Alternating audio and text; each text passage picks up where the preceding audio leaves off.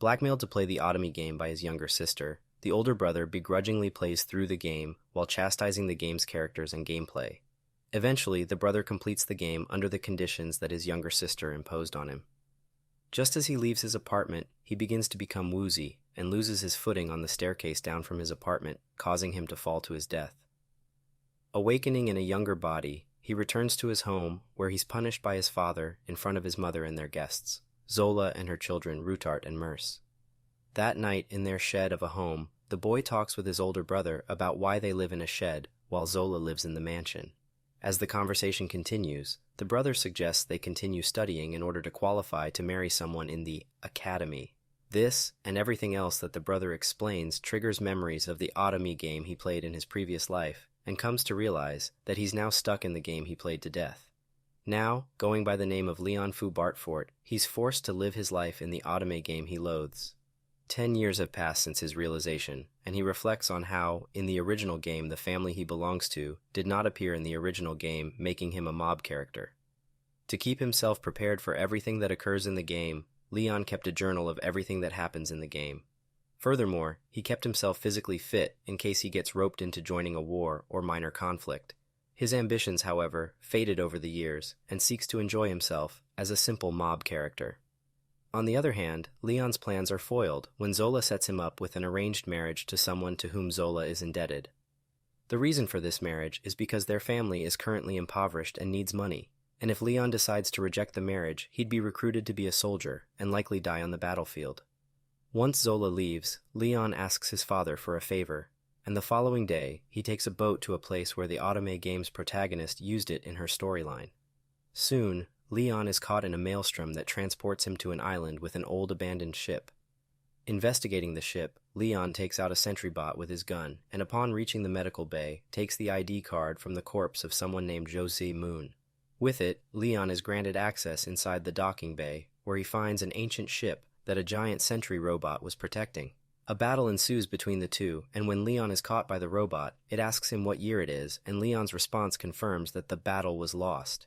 The robot details that a new breed of humans capable of using magic won a war that destroyed an old civilization. Hence, it's the robot's prerogative to eliminate the new order of humans. Being squeezed to death, Leon draws his short sword and uses its mechanism to fire it directly at the robot's eye, causing it to malfunction and faint.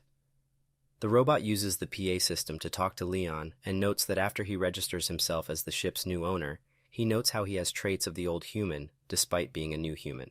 Giving a name to the ship, Leon calls it the same name, Luxion. Falling backward, Leon starts to lose consciousness. Back at Leon's home, Zola again chastises Leon for blowing his chance for marriage in order to go off on an adventure and die during it. Although Leon's father argues that it's too soon to come to that conclusion, Zola rebutted that he's been missing for 3 months and figured he ran away. At that moment, Leon returns home on a small ship carrying treasure and Luxion in the form of a floating orb. Now, having acquired a large amount of treasure and his own ship, Leon refuses Zora's marriage offer and attends the academy that he so desired. Leon gleefully waters some flowers as Luxion comments on how chipper mood, all because of the expression on his stepmother Zola's face. He's also an independent knight, and he found an uninhabited island suitable for a baronet. Luxion suggests that he convert the island into a tourist destination that has a hot spring. Fond of the idea, Leon notes how well received that would make the island, as the ship's robots start building the place, which would be finished in about 2 months' time. Looking forward to an easy life as a baronet, Leon learns back at home that he's been granted the title of baron by his father Balkis. With the island only fit for a baronet, Leon also comes to the conclusion that he'll have to find a wife that's the same rank as Zola. The news disconcerts Leon, who cries in discontent. A brief explanation of the Holfort Kingdom is given as Leon stands before the Holfort Academy in amazement. Considering what he'll have to do at the academy, and that the game has officially started, Leon watches as a lady orders her servant to carry her luggage. At that moment, the prince's entourage arrives and is followed by Angelica and her servants. After spotting these two groups of people, Leon hopes to continue as a simple mob character, and eventually spots Julius be slapped by an unknown young lady. The dialogue between them sounds familiar to Leon, but notes that the spoken lines by the female were supposed to be by the game's protagonist, Olivia. Inside his room, Leon reflects on his suspicions of seeing that girl before, while Luxion arrives after scouring the city. He notes that his own scientific technology is far superior to the town's and that further research on magic is needed. After a bit of a back and forth between Leon and Luxion, Leon reveals to Luxion that he's studying all things tea parties. Afterward, Leon talks with a couple of boys named Daniel and Raymond about any leads about available girls from wealthy families in the academy. They, however, do not, and the aforementioned tea party was a plan by Daniel to attract girls. Just then, Julius and his friend Jilk are surrounded by women who swoon over them and their upcoming tea party. They then witness Angelica approach Julius about his upcoming tea party, but she's rejected in favor of the girl from earlier that day named Marie. Later that day, Master teaches Leon's class about tea party etiquette, and due to Leon's lackadaisical attitude toward the subject, gives Leon an explanation that moves him to tears. Soon afterward, Leon holds his own tea party and invites a baroness to it, and when she arrives, she invites her friends and servants along. The reason why they attended it is to pass the time until Brad's own tea party, and when they leave, they comment on how inadequate the snacks were. Lamenting how hard the path of tea parties are, Leon witnessed the game's protagonist Olivia get bullied. Despite not wanting to get involved with the game's plot, Leon invites Olivia for some tea. Contrary to the guests that Leon served, Olivia acted in a polite and mild manner, and she admits she'd like to study magic more, but is ignorant of the Academy's unspoken rules and regulations. Hence, Leon suggests someone that could help them. The person in question was his older sister Jenna. Begrudgingly, Jenna informs Olivia to bribe her way into attending the tea party with expensive snacks.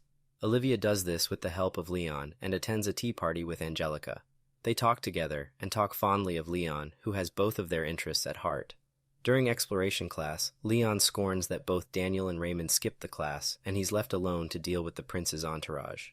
Before the class sets off to fulfill their assignment, Leon witnesses a brief altercation between Marie and Angelica, only for Julius to intervene between it.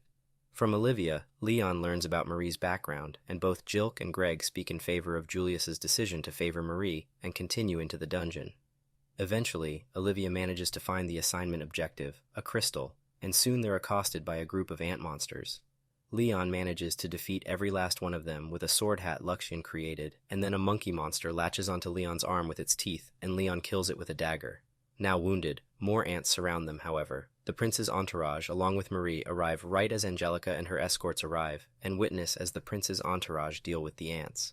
Seeing a wound on Julius's arm, Marie uses healing magic on it, and when Angelica tries to see if he's alright, Julius leaves the scene with Marie in tow.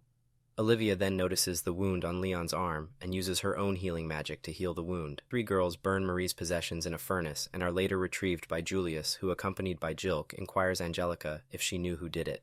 She, however, has no clue who did, despite Julius claiming that the 3 who did claim they were under her orders, and orders her to stay away from Marie and him within the academy from now on. Elsewhere, Leon, Daniel, and Raymond talk about how a couple of rich students have already become engaged. As it turns out, the girls who were engaged were actually nice to them, leaving the girls with bad personalities left. Leon is in the same boat as the tea party invitations he sends out are all ignored. The subject then changes to the recent events involving Julius's love, Marie being the target of bullying, and Angelica is said to be the main one, which infuriates Julius. Internally, Leon recalls that Julius did get mad at Angelica, but that occurred later in the original game. In the library, Leon discusses this with Olivia, which makes her ask if Leon likes girls like Marie, and he answers with an awkward look on his face that he doesn't. Olivia then recalls an encounter with Marie in the courtyard, and when she asks if she's alright, her response was that she hates girls like her. Recalling that phrase somewhere, Leon hears a noise, and when he goes to find out where it's coming from, he's followed by Olivia, and they spot Brad and Marie kissing. Afterward, Marie walks down a hallway while relishing the fun she's having, and that the bullies have since regressed after Julius told them off. Julius, accompanied by Jilk, then calls out for Marie and asks if she has a personal servant. She answers that she doesn't due to her financial strains, hence the two offer to pay one for her. Internally, Marie is ecstatic about getting a demi-human slave for herself, and later Angelica is informed of this by her 2 friends. Asking for them to leave, Angelica laments that Julius is now favoring someone like Marie instead of her.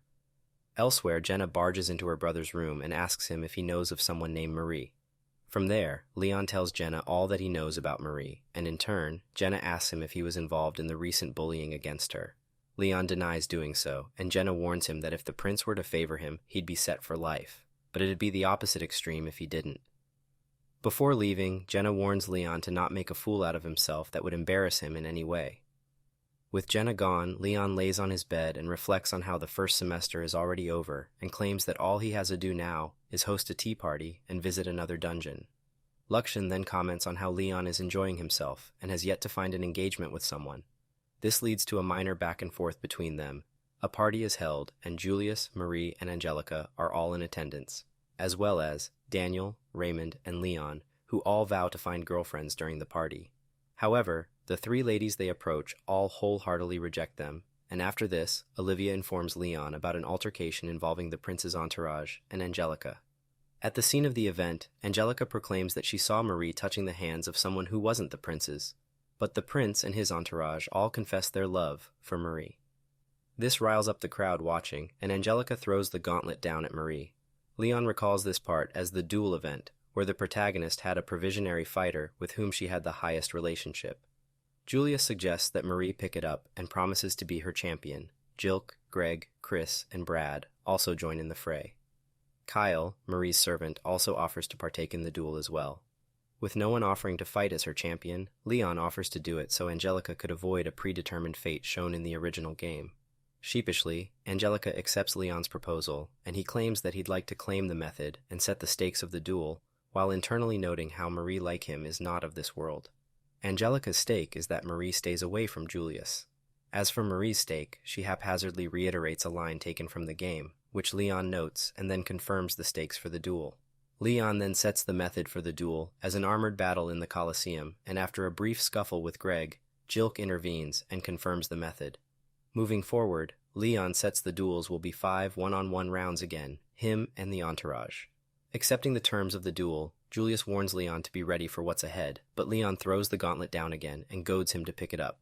The following day, Marie is shown in her room frustrated that Leon, a mob character, is ruining her plans.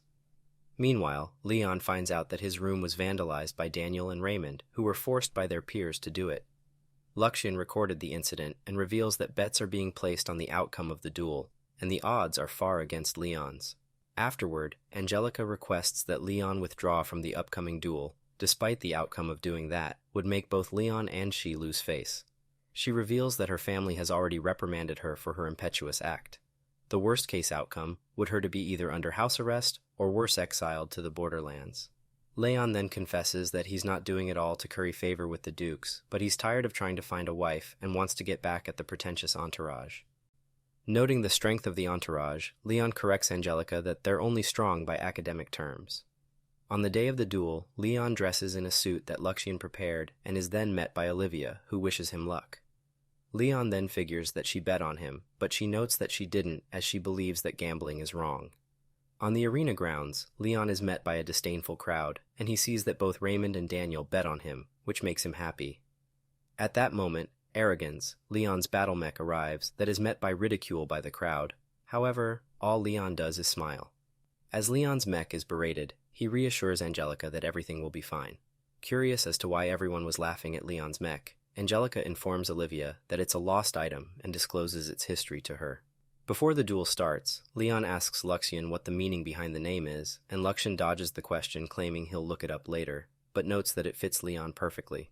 Up first to duel against Leon was Brad, who acts and speaks in a boastful manner, while Leon recalls the information that he has on him. Leon disparages Brad and the color of his mech, and starts things off by retrieving his blade one from his backpack, whose appearance is that of a shovel. The referee then has the two state their names for the record, and after they do, the duel begins. Brad immediately goes for the first blow, but Leon briskly dodges and knocks him out with a single hit. Once the referees examine Brad's mech, it's ruled that Leon is the winner of that duel. Despite the tepid response from the audience, one person in particular, who was Master, gives him a round of applause for his victory, which moves Leon. The next round begins, and Greg steps up to the plate to face off against Leon. The two then give their introduction in the presence of the referee, and from Luxion's analysis, he details that Greg has had several repairs done to his mech. This means that he has a great amount of battle experience fighting in that armor. Greg then taunts Leon that he didn't beat Brad because he was strong, but rather his armor was. In his retort, Leon claims that Greg is favoring a duel of words and should invite him to a tea party or something. The duel begins, and Greg incessantly attacks Leon with his spear, which Leon defends against the attacks with his blade and gets the upper hand against him while berating his nonsensical pride. Leon then knocks Greg to the ground and tears off his right arm and left. After Leon tears off his chest plate, revealing Greg sitting in the pilot seat, he exits his mech and picks up a broken piece of his weapon, and demands that Leon face off against him. On the other hand, Leon refuses, as he doesn't take pleasure in bullying the weak. Caught off by the comment, Leon tells Greg that he and his mates have little self-awareness of their actions. This prompts Greg to futilely attack Leon's mech, and the referee intervenes by calling the match in Leon's favor. Chris is to fight against Leon this time, and Chris openly declares that he'll take his fight against him seriously. In response to that, Leon claims that he'll do the same, and Chris holds him to that word. Immediately, Leon backs up and deploys his drones to fire at Chris, leaving him unable to fight back. Agitated by such a crude and unfair attack, Chris calls out Leon for acting in an unchivalrous manner. Amused by the comment, Leon responds that they were simply weak, and he didn't have to fight seriously until that point in time. Breaking out of the drone's line of fire, Chris attacks Leon with his sword, but Leon grasps and easily breaks it. Distraught that he lost against Leon, noting how he worked harder than anyone, the person in question facetiously consoles him, claiming he should brag to Marie about all of his hard work.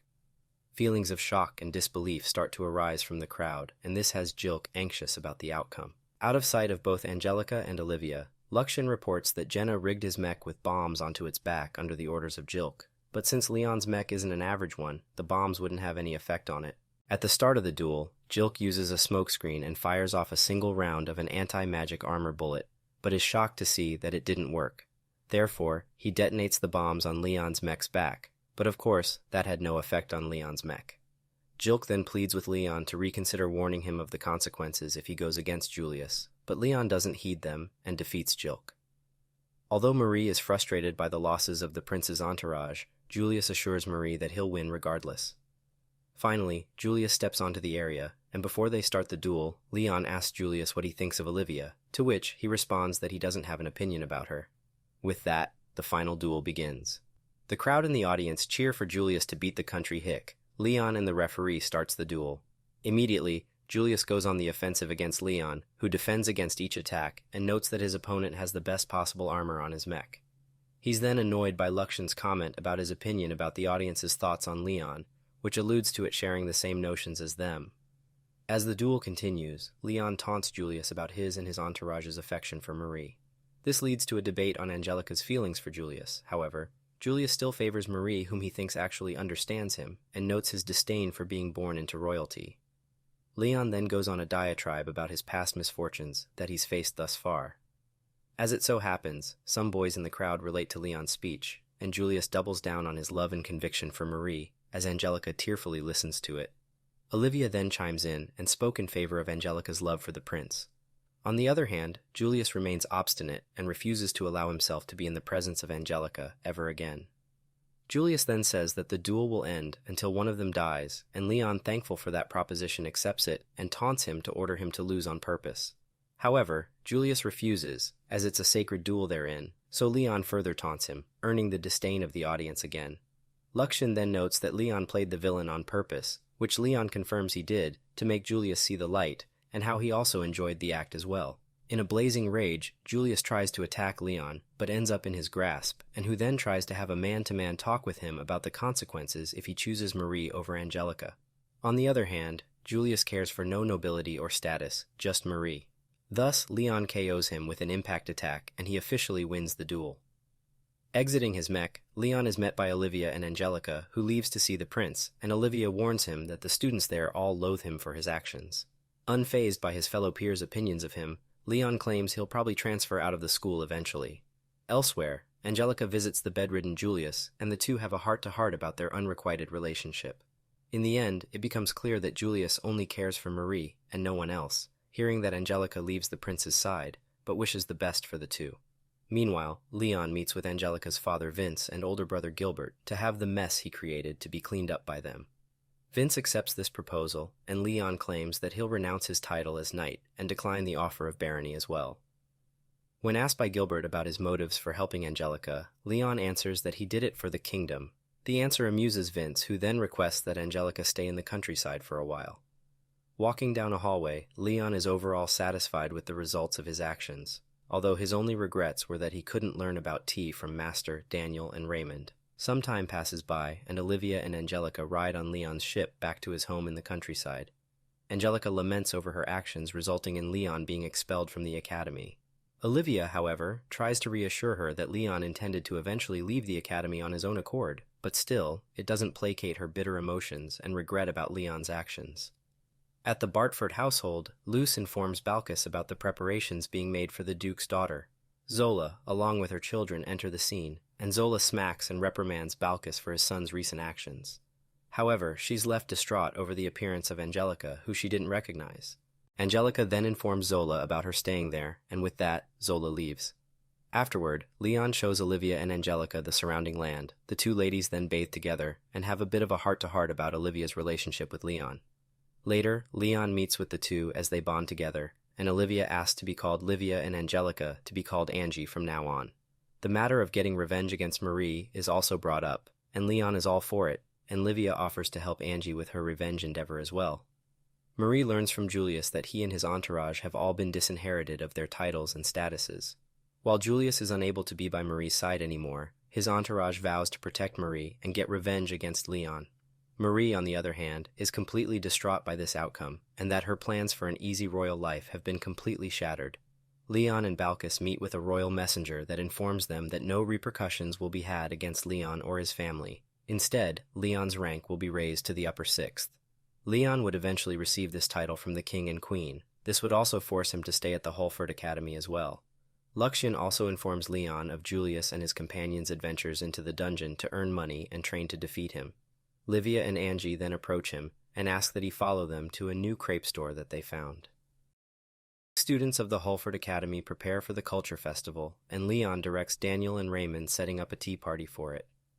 A sheepish Livia then arrives dressed in a maid outfit and softly asks if what she's wearing isn't strange, and Leon gives his seal of approval for it. Angie then enters the scene and shows off herself dressed in a maid outfit and has a special bonding moment with Livia over their outfits. Moved to tears, Leon becomes emotional witnessing Angie and Livia's bonding moment. At that moment, Jenna enters Leon's room with her butler demanding to speak with Leon. Having been seated and served some tea, Leon curtly asks why Jenna is there, and she informs him that she had a fight with a friend of hers. The fight was about a viscount who was set to earn great wealth, and Jenna tried to steal him away from her friend, but failed. Hence, Jenna wants Leon to settle the matter in her place, but Leon flatly refuses, and Angie backs him up. Upset by this refusal, Jenna leaves with her butler. Although that matter was settled, Daniel and Raymond both report an urgent problem next door. Former Prince Julius and his entourage host a tea party of their own right next door, calling it Café Princess. Left speechless by this revelation, Julius then approaches Leon and notes how he heard that he's also holding a cafe for the Culture Festival. Julius then invites Leon to it, which enrages Leon because of his stuck-up attitude. Livia is then astonished by the price of the cafe's tea, but Julius claims that Marie suggested it. Walking away after saying a besmirching comment, Julius is followed by Leon and his group, who want to see their cafe and find out that it's set like a real-world host club. As it turns out, the cafe setting was Marie's idea. Marie then gets into a brief verbal scuffle with Leon, who speaks disparagingly toward Marie about the name of the cafe. Standing outside while holding a sign for her cafe, Livia tries to attract guests to attend Leon's cafe, but to no avail. She's then approached by a girl named Carla Fou Wayne, who expresses interest in visiting the cafe. That night, Queen Mylene shows great interest in attending Leon's cafe. The following day, Leon psychs up the boys, and more so the girls, much to the boys' chagrin. It's then that a teacher informs Angie that the Executive Council wishes to speak with her. Later, Angie was assigned to be an escort for Queen Mylene during her stay at the festival. Mylene apologizes for her son Julius's impertinence toward Angie, who holds her in high esteem, and internally notes how disgusting the women's attitudes towards the men are. Meanwhile, Leon and Livia watch as a long line forms to enter the Prince Cafe. They're then approached by a vicious-looking lady, and her group then approached the two and demanded that they be allowed to enter their cafe. A bit later, Mylene arrives at the cafe hoping to cause some playful trouble for Leon, but witnesses him being berated by the lady who entered his cafe earlier. Unable to witness the altercation any further, Angie steps in and asks the guest to leave, and recognizes the lady as someone from the Offrey family, a rival to her own. Livia also steps in and tries to ask the Offrey lady to leave, but instead, she disparages Livia for being a commoner. Furthermore, she reveals that Angie once said that commoners are nothing but numbers. As the Offrey lady continues to speak disparagingly against Angie, Leon speaks up for Angie, which makes him be slapped by one of the Offrey lady's male escorts.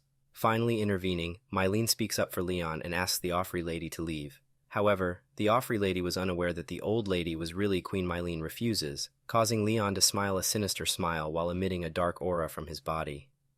Leon, then using magical enhancements on himself, beats up the Offrey lady's male escorts and then proclaims that the Offrey lady had been disparaging Queen Mylene. Despite Mylene trying to stop and reason with Leon, he continues to take full advantage of the situation.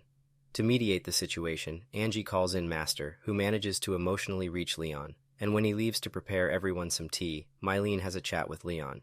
She warns that the duel he had with Julius was churlish and caused him to have many enemies in the royal palace. Asking if he's thought about what he'll be doing for his future, Leon exclaims that he had, and is pleased to hear that. Mylene then changes the subject, asking him if he'll help make some memories with her. Taking the request to the fullest, Leon agrees to do it and asks for her to marry him, which flusters her. Julius then arrives at the scene, slams his fist into Leon's head, and after a brief verbal scuffle with Leon, punches him into a trash can and escorts his mother to his own cafe. At Julius's cafe, Mylene discusses matters about her son's cafe of how outlandish and exorbitant the prices, not to mention how Julius broke his promise based on the duel he had with Leon. She then demands to see Marie, who was hidden behind a curtain close by sweating buckets. Back to Leon's cafe, Leon laments that a mob character like him cannot interact with the queen, and Carla enters. Although turned away by Leon, she spots Livia and asks her to follow up with her favor, which was introducing her to Leon. Getting on one knee, Carla then requests that Leon save her family,